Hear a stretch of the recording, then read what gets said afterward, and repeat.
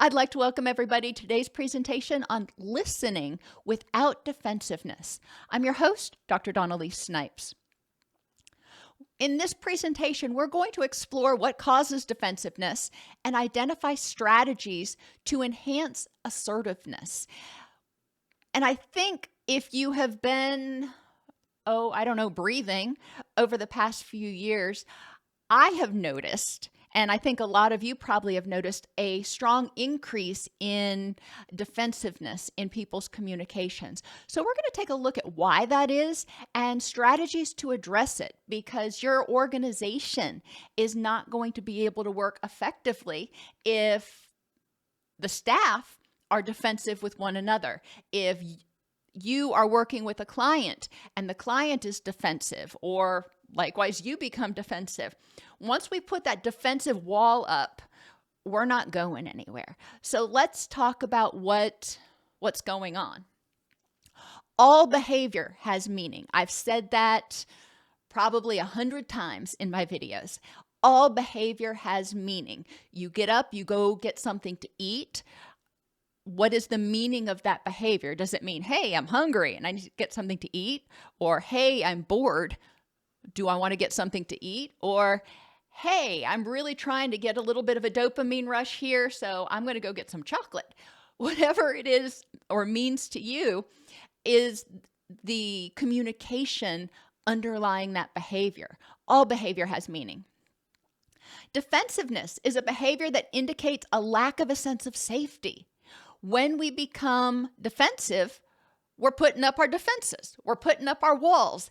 And the only reason we would do that is if we felt unsafe. We don't build walls if there's no need to, in reality as well as metaphorically.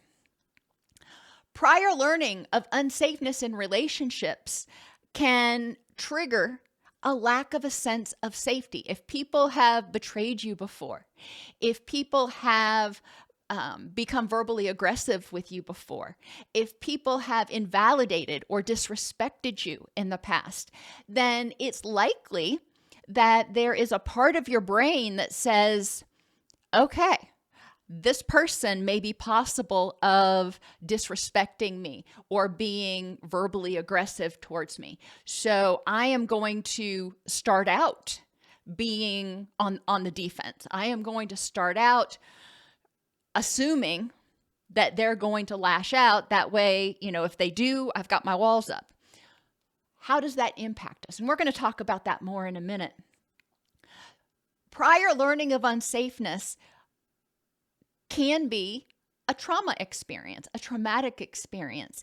And if we continue to feel unsafe communicating with others, then it can contribute to defensiveness. It can contribute to proactive, if you will, defensiveness, because we're assuming that everybody out there is dangerous. And discussing triggering material can also cause defensiveness in people. Whatever that triggering material is, when people start to feel afraid or feel angry, then they're in fight or flight. When we're in fight or flight, what are we going to do? We're going to fight or we're going to flee. Now let's talk about defensiveness. Defensiveness can be both fight and flee. We can be defensive and be verbally aggressive in response, or we can be defensive and just completely shut down and check out. It's like, I'm not even listening. Defensiveness is a type of aggression. My thoughts and feelings matter and yours do not. That's what we're communicating when we get defensive. Whether we're trying to change somebody else's mind, we're telling them their thoughts and feelings are wrong. That's a boundary violation. You're violating their physical as well as, or not their physical, their cognitive as well as their emotional boundaries. That's not okay. It's not okay when people do that to you either, when they tell you how you should feel.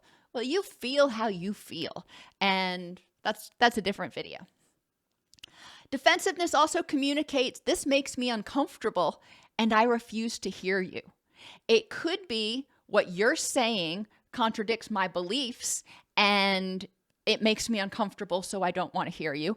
Or it could be what you're saying is what I know to be true, and I don't want to acknowledge that. So I am going to fight it. I'm going to yes, but it until the cows come home. And when I say yes, but, what I mean is when you're talking with somebody and you say, well, you could solve this problem this way. And they say, well, yes, I could, but... All right, you give them another suggestion. They respond the same way. Yes, butting is a form of resistance, if you will. And they may be being defensive. They're defending against what you're saying for some reason. And we need to figure out what that reason is. In other videos, we've talked about the pieces of people's lives. And anything we do generally affects all pieces of our life. Pieces stands for physical, interpersonal, emotional, cognitive, environmental, and spiritual. So think about it, and you can add in the chat room your thoughts as we go through this. How does each of the following either act as a trigger or vulnerability for defensiveness? Oh, you're like, huh? I thought we were just talking about listening. Well, we are, but physically, if you are exhausted and in pain, do you tend to be more irritable than when you're not? If you do, I know I do, that can create a situation where you're already kind of in that fight or flight a little bit. And so you may be more likely to react with defensiveness when somebody provides feedback to you, for example. So physically, if somebody gets in your space, you could become physically defensive. That's not really what we're talking about today, but physically, somebody getting into your space could be a trigger. But physical issues that are causing you to feel uncomfortable, that are causing you to feel unsafe, may create a situation where you're more likely to respond with aggression, with defensiveness. Interpersonally. Now, interpersonal relationships, your prior experiences in interpersonal relationships shape what you expect from future interactions, both with that person and with other people. So when you're interacting with somebody after you've had bad interactions with people in the past, that could serve as a trigger for defensiveness. If I'm going in to talk to my boss and my boss has always been difficult to deal with, then I'm probably going to go in there kind of primed to be defensive. If I'm getting called in to my boss's office and I don't know why, that triggers my anxiety. I'm like, oh crap, what did I do? So I may be going in there already defensively primed, if you will. So we need to examine the facts in this context at this time. And I should have put FitCat up there before, but the mnemonic for that, facts in this context at this time, is FitCat. And it's an easy saying to remember for people, so to help them get regrounded and not push assumptions onto people. Emotionally, if we are upset, if we are angry, if we are not feeling our best, then we may become more defensive. Cognitively, if you're experiencing brain fog, if you're completely overwhelmed, if you've got like 16 things going through your head, or if you're just in a negative mindset, then you may be more likely to perceive people's communications as attacks against you, so you may be more likely to react with defensiveness. Environmentally, and this is, something that we can consider in certain environments. Do you tend to be more defensive? When you're at home, you may tend to be very relaxed, but when you are in a big meeting and somebody calls you out in the middle of the meeting and provides constructive feedback, you may be a little more defensive. Where I used to work, we used to call it throwing people under the bus.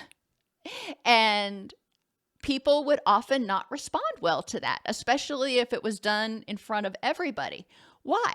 Let's think about that. In that environment where you're surrounded by your peers and your superiors, having somebody point out a weakness or a flaw or something you didn't do well can make you feel rejected or inadequate in some way. So a lot of times you may become defensive to try to save face. And spiritually, if you're not feeling a sense of connection to the world, if you're not seeing how what you do impacts the world and how the world impacts you, if it's the world is revolving around you as opposed to revolving around the sun, then you can tend to get more defensive because it feels like it's all about me. And if something goes bad, it's my fault. Well, then that's going to put me on the defensive. Thinking about how defensiveness impacts each of the above. And this is the one I really wanted to get to. Physically, when we're defensive, that means we are in a state. It may be a mild state, but we're in a state of fight or flight. And I know it's fight, flee, freeze, fawn, or flop.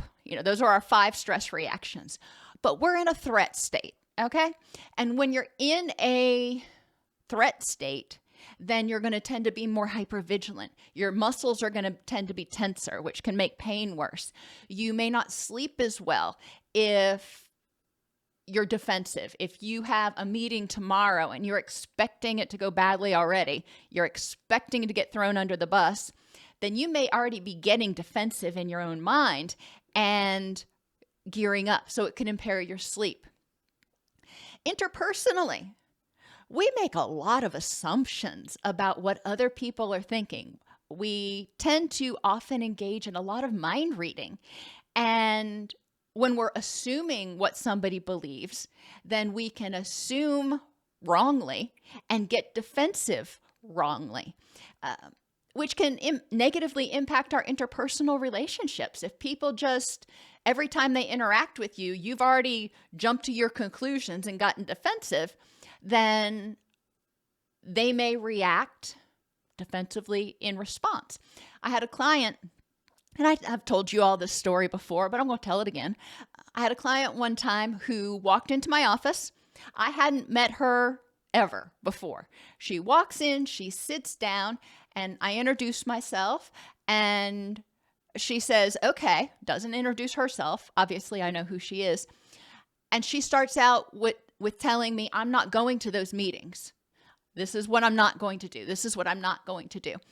And I could have responded defensively by being like, well, where do you come off telling me what you are and aren't going to do in my treatment program? But she was feeling vulnerable. And her assertions when she walked in were her way of trying to regain control, try to see how much power that I, as the therapist and part of the system, was going to take away from her. So it made perfect sense. And I just sat there and I listened and I said, okay, what are you going to do instead? And she just had this dumbfounded look on her face after I said that, because in the past, she had tried to assert control and tell people what she would and wouldn't do, and they had argued with her. And instead, I said, all right, let's talk about the purpose of those meetings and what you can do instead that will achieve that same purpose. Cognitively, emotionally, when we are defensive, who likes to feel defensive? I mean, gosh, it's unpleasant when you're constantly on guard, when you're constantly feeling like you got to defend yourself, when people speak and you hear them say the words, but you interpret it in a negative light. You feel like people are always attacking you. That's unpleasant. And cognitively, it changes how we perceive others. The more you hear something and perceive it negatively, the more you're going to believe that it was intended negatively instead of, well, maybe not positively, but neutrally. Somebody trying to give corrective feedback or somebody just sharing their opinion. They're not saying you're wrong and I'm right. They're just saying, I disagree. Okay. Why?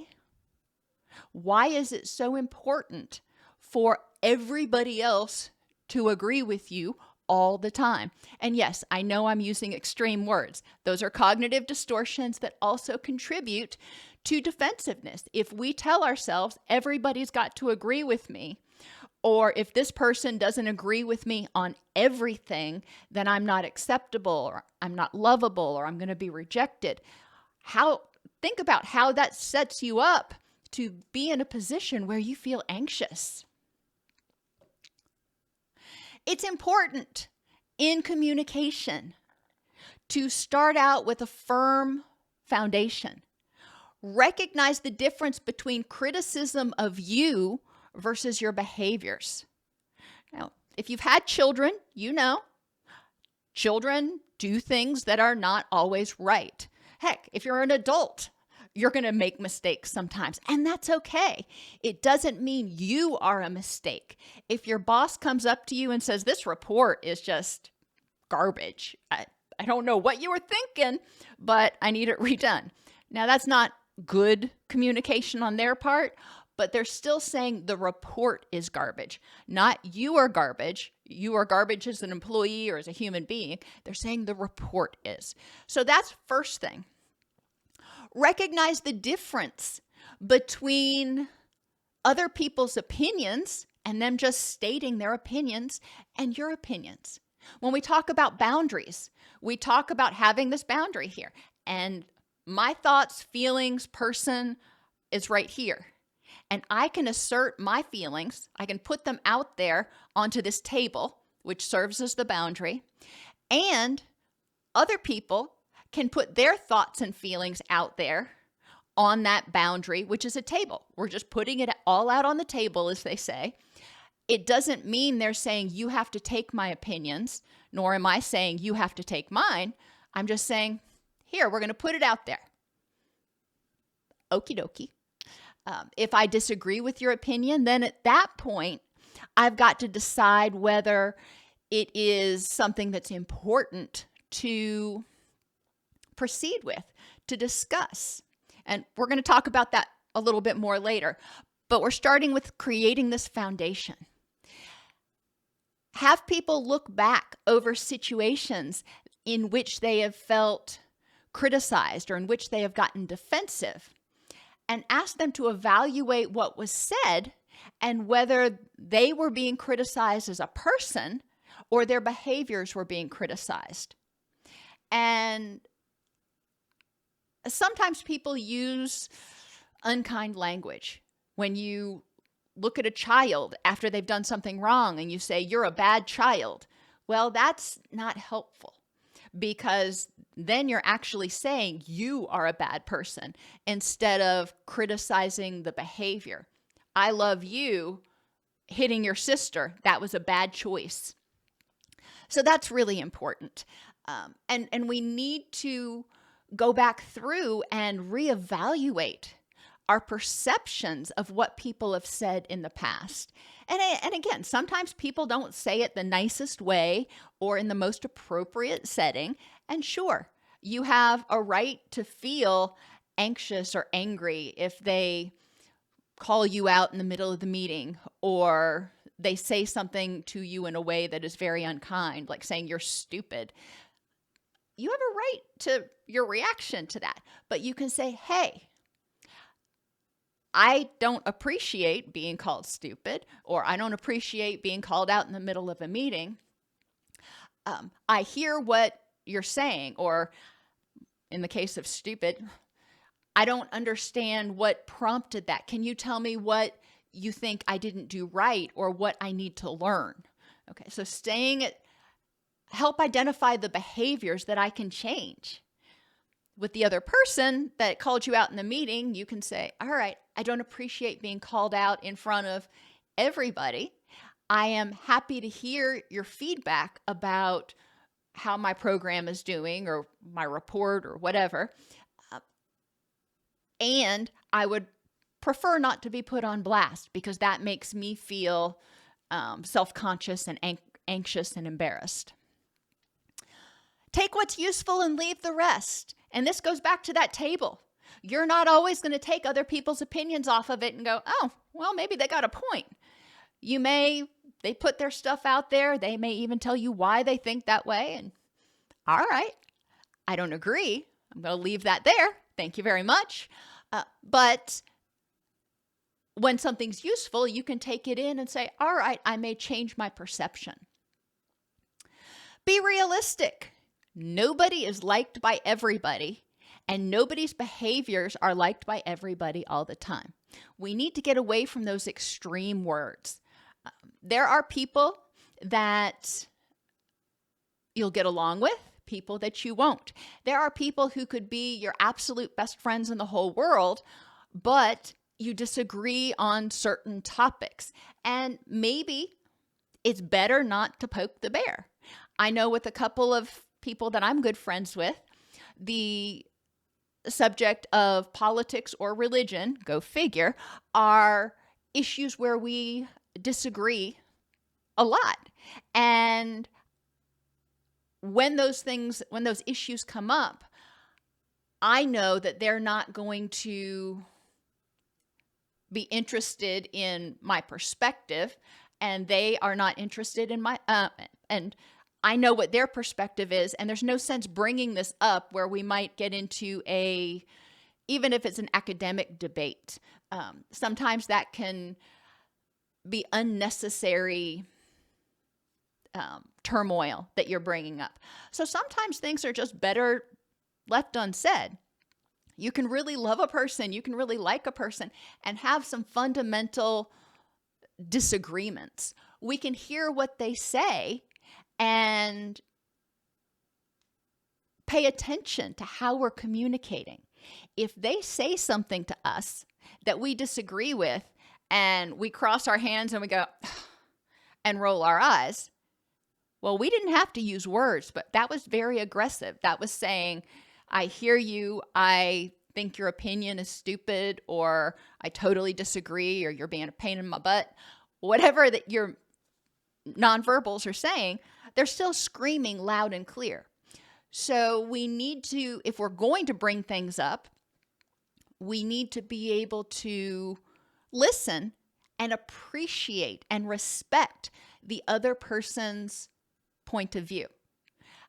We need to be able to hear it without assuming that they're saying, well, this is my opinion and it's the right opinion and your opinion is wrong. They may not even know our opinion. When I do counseling with people, there are things that come up that I disagree with them about. However, it's not my place. It is, they are telling me what their thoughts and feelings and beliefs are. And it's important for me to hear their opinions and their feelings in order to help them process those. My opinion on it is pretty irrelevant. We want to nurture multiple sources of support. Like I said earlier, I've got some friends who disagree with me vehemently on some very key topics, and that's okay. When I want to discuss those topics, when I'm feeling the need for support in that area, or I want to nurture that area of my life, I have other friends that I hang out with. And it's unrealistic to expect any one person to agree with you and be there for you and want to do everything you want to do all the time. That's just not realistic. Set and maintain your boundaries. Physical boundaries, obviously, those are pretty straightforward. If somebody is getting aggressive and getting in your face, yeah, it's very well served to start feeling a little bit defensive. You're like, not so much. Recognizing that. If they are being loud and they're getting in your space, what does that mean? What does that behavior mean? It's aggression. it means they feel unsafe. They feel rejected. They feel invalidated in some way. So it's important to understand that they're trying to get their power back. They're trying to take their power back from you if they are being aggressive. And we need to figure out how to meet in the middle, so to speak. Interpersonal. Your interpersonal boundaries talk about who you hang out with, for example. And like I said, I've got different friends and people in my life that have different interests, and that's okay. But it's important that I don't let one group control the other groups. Emotionally, my boundaries, how I feel about things, my emotional reactions. Maybe some people think the way I feel about certain things is silly. You know, whenever I see a stray dog or an injured animal or something, my heart goes out to them. Whenever I see a dead animal on the side of the street, it breaks my heart. It makes me sad. The ASPCA commercials, they make me sad. And there are a lot of people out there who are like, oh my gosh, just get over it. But I feel it, and those are my feelings, and I have the right to my feelings. Same thing with my thoughts. And other people have the right to their feelings and thoughts. Environmental boundaries. Now, those are a little bit different. We don't often talk about those, but that's your stuff. And if people are getting into your stuff, if they're going into your closet and borrowing sweaters without asking, or at work, if they're going through your drawers when you're not there, you know, that's a violation of your emotional boundary. You can't feel safe if the people you're around don't respect your boundaries. It's important to communicate what your boundaries are to them. Now, sometimes you may be thinking, well, you should know that that's not okay. But shoulda, coulda, woulda, but didn't. Articulate. If somebody violates your boundary, I really don't like you going into my desk when I'm not here, or whatever it is. Give them a heads up. And if they continue to violate that boundary, well, then you may have to take more proactive steps. But most of the time, when you tell people, hey, that makes me uncomfortable, they're like, oh, I'm sorry. I didn't mean to make you uncomfortable. I was just looking for a pencil or whatever.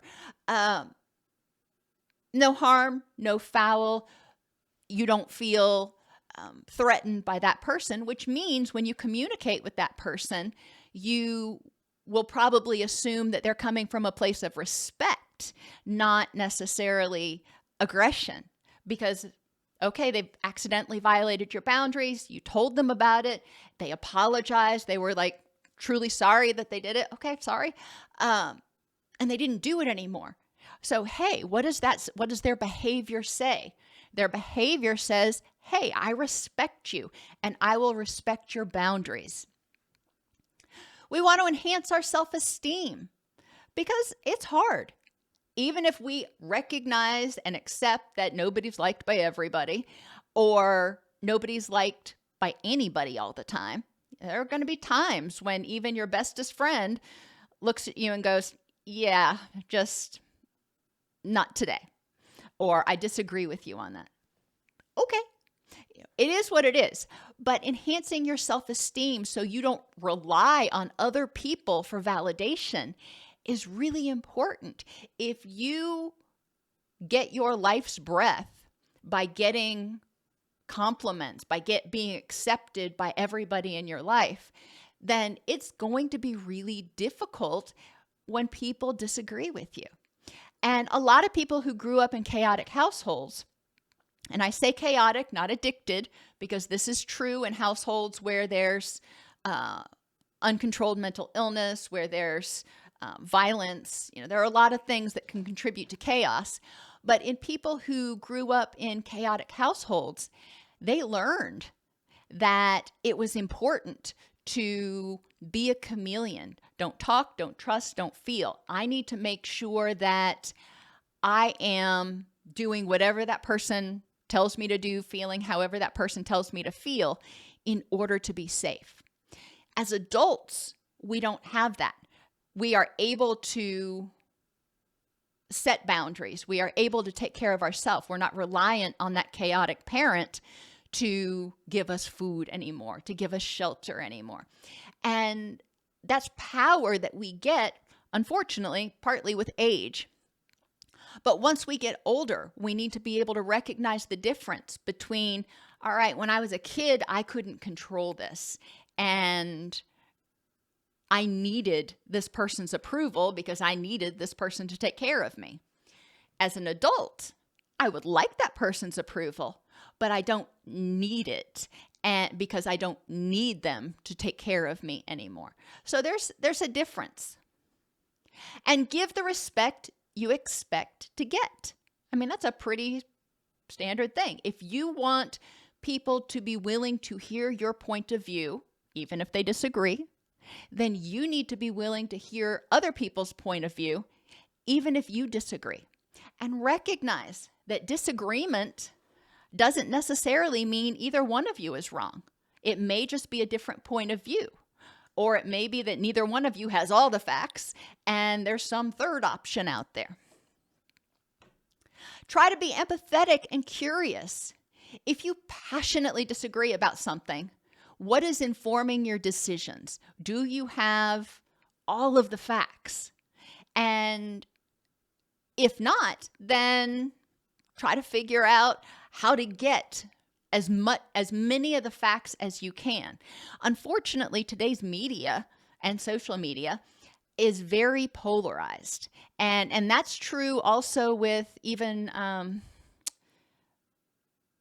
journal articles and textbooks and things. They tend to be very polarized and not as fair and balanced, if you will, as they could be. Now, there are organizations and writers and stuff on each end of the spectrum, but it's rare to find in one resource both sides of the story. Just like when you have kids at home and they get into a fight, one child is going to tell you one thing and another child is going to tell you the other thing, and the child that was watching from across the room may tell you something completely different. And taking all of those perspectives into account to figure out what happened. What is informing their decisions? We all create our belief systems through every experience we have. Every time we have an experience, it forms what we call a schema. And that schema helps us interpret and understand the world. It informs our future decisions. If you've come from a history of oppression and trauma, then guess what? You're probably going to perceive things through the lens of oppression and trauma. Whereas if you've come from a different background, you're going to perceive what's going on through the lens of that background. It doesn't mean either one of you is necessarily wrong. It just means your experiences of the situation are different. Now, we already talked about politics and religion, the two things that you typically don't bring up at holiday dinners. Healthcare. What does that mean? What is important for people to get? What is okay? There are a lot of cultures that don't believe that mental health care is acceptable, that there's a huge stigma around seeking mental health care. And there are other cultures that are very embracing of it. It doesn't mean either one is wrong. It means both have different points of view on it. And it's important for both sides to try to understand the other one. Why is it that mental illness is so stigmatized in this particular culture? And hopefully they will explore, how is it that your culture is so accepting of mental health care? And then another one that comes up a lot is quality time. And this comes up in relationships, especially intimate relationships, where we want to spend quality time together. Well, what's your definition of quality time? Because one partner can be thinking, hey, we're spending quality time together. We're watching TV together. And the other partner could be sitting there going, what are we doing here? This is not quality time. This is just taking up air. Quality time is going on a hike together or volunteering together or doing something interactive. So it's important to communicate about people's perceptions and definitions of things. Explore alternate explanations why somebody might be critical or short with you. Typically, if somebody is defensive with us or aggressive with us, we're going to get defensive in return. You bring on the aggression, I'm going to defend myself. It's important to explore. If somebody was short with you on the phone or at a cashier or somewhere else, stopping and thinking, maybe it wasn't about me. Maybe they just had something happen in their life that was really bad and they're angry about it, and it just kind of came out in my direction. It's not about me. And that's really important. If I can have empathy and sympathy for somebody for having a bad day, I'm not feeling nearly as defensive as if I think, well, they're just being rude to me for some reason. A lot of the time, it's probably not about me. Consider where it came from. If somebody is giving you well-meaning, constructive feedback, it can put you on the defensive. A lot of us don't like it. We don't just go out and go, hey, let me get as much constructive feedback as we can get.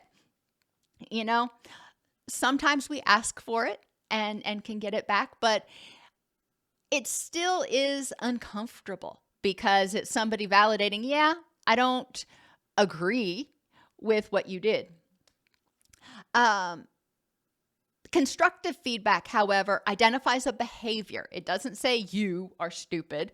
It says your choice here, not the best, and provides alternative feedback. You could have done this, that, or the other, or what have you. Destructive feedback is feedback that's either too general, like this report is awful, fix it. You can give me a little bit of direction on how to do that. Destructive feedback doesn't give people information to improve or to adjust their beliefs. Now, the mnemonic think comes up. When you are giving feedback, ask yourself first, is what I'm getting ready to tell this person truthful? Well, hopefully it is. Is what I'm getting ready to say to this person helpful? Again, hopefully it is. Am I saying it in a way that's inspirational? There's critical, you messed this up again, and there's inspirational. I see progress in your work on this product. However, there's still a little ways to go. There's inspirational. Is it necessary? Sometimes feedback may be truthful and helpful, but it's just not necessary. And can you say it in a kind way? And those characteristics are really important. I remember when my daughter was very young, my mother-in-law came here one time to visit, and she came in and was giving my daughter constructive feedback on washing the dishes. Well, my daughter took offense because she felt very criticized at that point, and she just completely shut down. My mother-in-law doesn't have a mean bone in her body. She was genuinely trying to help my daughter do it better, but my daughter didn't take it that way. And ultimately, was the feedback necessary? Was my daughter doing the dishes fine? Yes, she was. Was it the most efficient way? No. But that was her way of doing it. So it wasn't necessary. That was the only aspect of the think mnemonic that she didn't have. I mean, she was as kind as possible when she was making the suggestion. And we also want to consider where it came from. Projection. If somebody is giving us feedback, are we projecting onto them the nasty motives of somebody else? Encourage people to evaluate their beliefs about what it means to be wrong, to make a mistake, or not to be liked. A lot of us have grown up in environments of conditional positive regard. You are loved if you're perfect. You are loved if you agree with me. You are loved if. And so when you're not perfect, it could mean believing, well, this person is criticizing me. That means they don't like me, or they don't love me anymore, or they're rejecting me. So we really need to evaluate the facts for and against that belief. This feedback this person gave me, does it mean that they think I am, useless and the stupidest person to walk the face of the earth, which is obviously blowing up probably what somebody said, or are they providing me some feedback to help me grow? Think back and try to identify at least 10 times that you've gotten defensive. What was it about? Sometimes there's themes. Sometimes you're open about things, certain things, but other things you may be very protective about your beliefs. And then we want to start thinking, why is it that I am so protective of my beliefs here? My guess would be at some point in the past, somebody told you that those beliefs were not okay, and therefore you weren't okay. So you may be protecting your beliefs from criticism. This is something you hold near and dear to your heart, and you don't want it to be criticized. You don't want your heart to be broken. Makes sense. But we want to think about, is this person really trying to attack me, or is it they are just, again, stating their opinion and putting it on the table? When the person said that, whatever it was they said that made you defensive, why did you feel threatened? Did you feel threatened because it made you question your own beliefs or your own knowledge? Did you feel threatened because you felt like they were judging you based on the fact that you had different beliefs? What was going on that caused you to react and feel like you had to defend yourself? Were you actually threatened in the present, or were you projecting somebody from your past, like your mom, your dad, your ex, or just assuming you knew what they were thinking? They made this grimace when they walked down the hall, and you assumed that grimace was directed towards you, so you get defensive, and you're like, I don't know what crawled up your butt. Hopefully you wouldn't say that to somebody, but that's defensiveness. It's like, I don't know why you just gave me that nasty look. And the person may be like, huh? What nasty look? Some of us just have a resting face that is not as welcoming as others. And again, are there any themes? Do you tend to feel more defensive, for example, in the face of authority figures versus other people? Or sometimes, and I hope this isn't the case, do you get more defensive to your children? When your children say, why do I have to do this? Or, Mom, I don't agree with you on this. Do you start getting defensive if they have their own thoughts and feelings? Oh my gosh. You really need to consider where that's coming from. And if they disagree with you, what does that mean? My children are older adolescents at this point, and they still vehemently disagree with me about a lot of things. And yeah, sometimes it feels uncomfortable because they don't share the same thoughts about things that I do. But I also am proud of them for figuring things out on their own and coming to their own conclusions. And if that's their belief, then that's their belief. And I am going to respect that belief.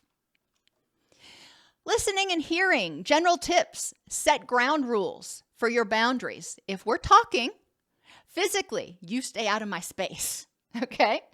And physically, this kind of goes in physically, maybe environmentally.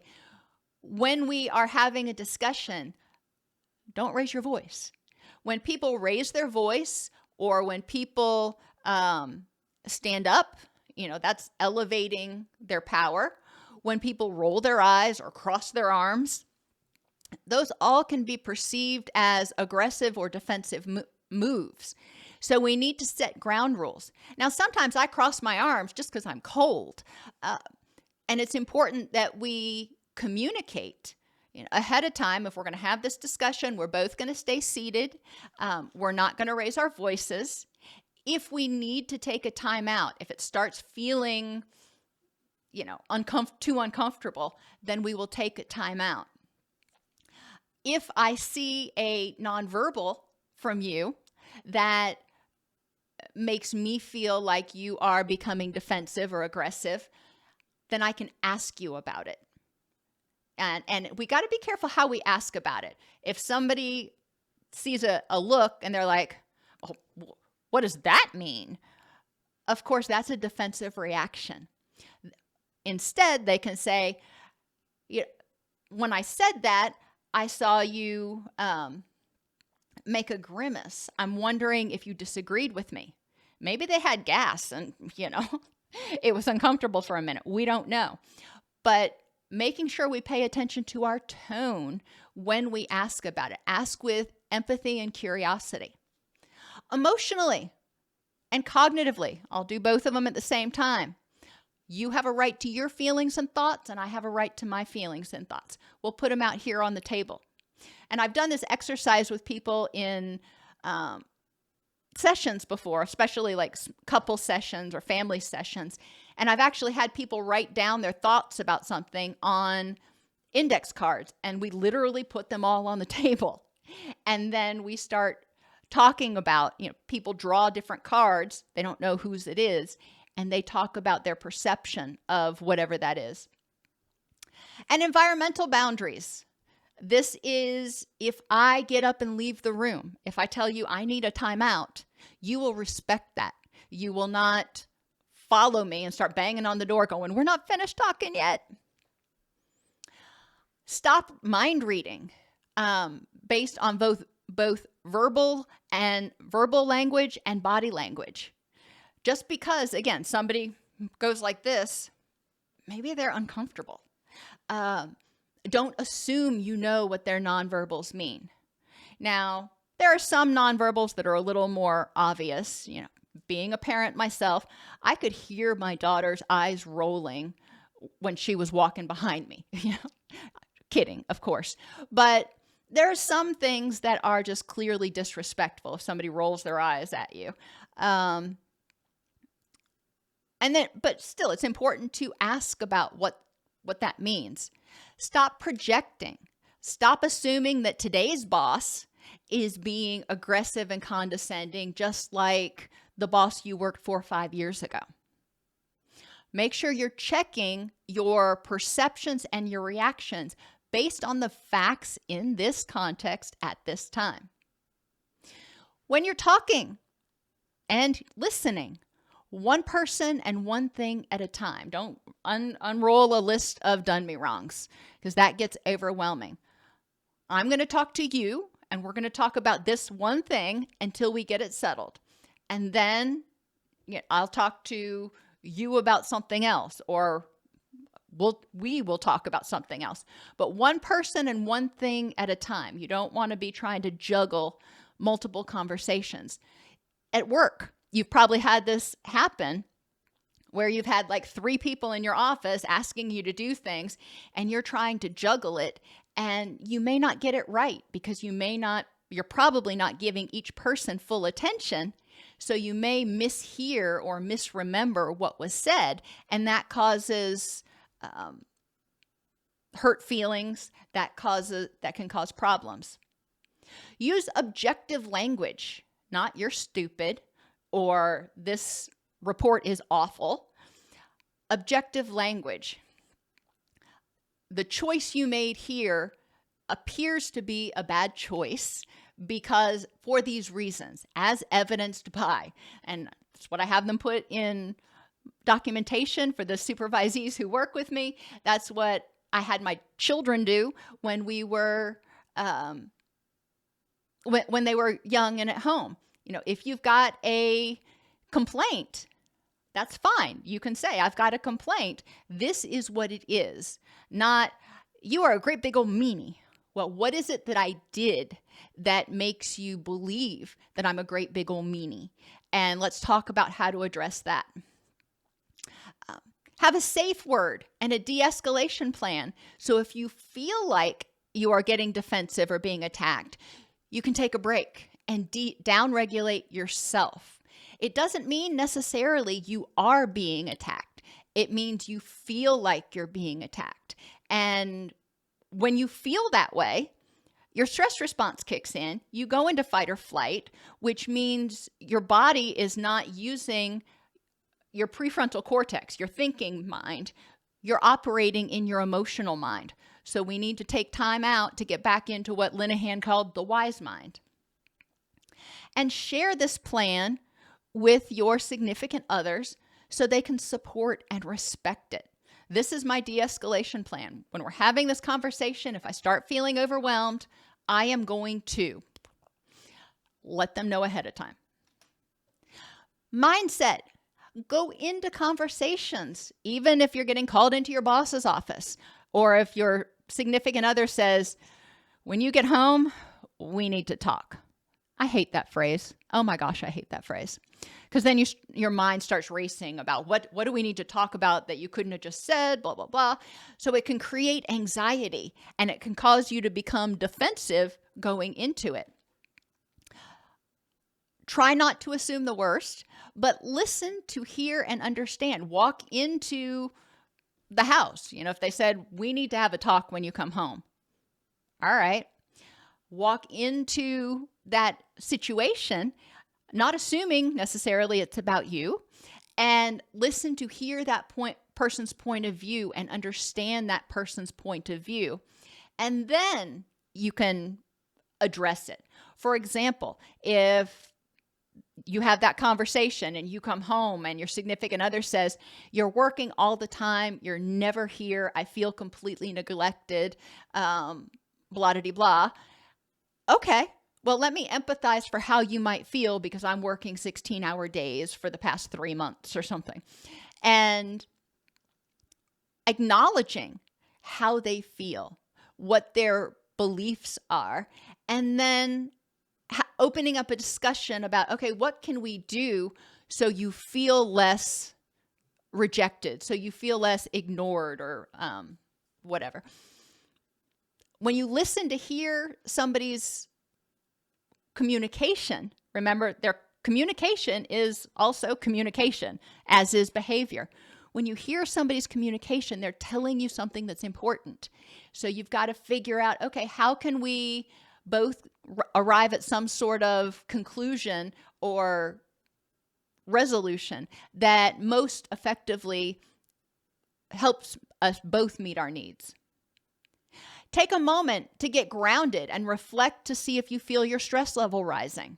If somebody's talking to you, periodically check in with yourself and notice if you feel like your stress level's rising. Are you clenching your teeth? Are you clenching your hands, crossing your arms, whatever it is you do when you start to feel defensive. If you know that you're getting defensive, you may need to take a time out. Validate the other person's experience and beliefs as theirs. I hear you felt disrespected. Not, I didn't disrespect you, but I hear you felt disrespected. And that was not my intention. I can see where that might have occurred. So you're validating their experience as theirs. You're not saying, yes, I was disrespectful, unless you look at the situation and go, well, yeah, maybe I was. But you're also not invalidating their thoughts and feelings. If you start to feel defensive, engage your plan. Take a break, or even just ask the person to stop so you can summarize what you're hearing, because you may have misinterpreted something they said 5 minutes ago. So stop and summarize what you think they said so they can correct any misperceptions. When you're grounded, summarize and ask if what you heard was accurate. If the person says yes, then formulate a response using those good old objective I statements. I feel like my thoughts, feelings, or experiences are being invalidated or trivialized when you say blah. So I got defensive because I felt like my thoughts, feelings, and experiences were being invalidated.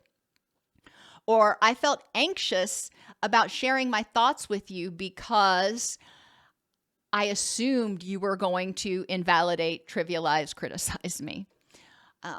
My anxiety gets triggered when you raise your voice because it reminds me of when I was in this past relationship and my significant other would criticize me and tell me I was stupid whenever they would get angry. Helping people understand. I feel defensive. Okay, that's my feeling. I have a right to my feeling. I don't have a right to take it out on you, but I have a right to my feeling. Let me help you understand why I feel vulnerable and why I'm feeling the need to be defensive. Other strategies: find areas of agreement. Look for ways to collaborate instead of conflict, whatever. Create win-wins.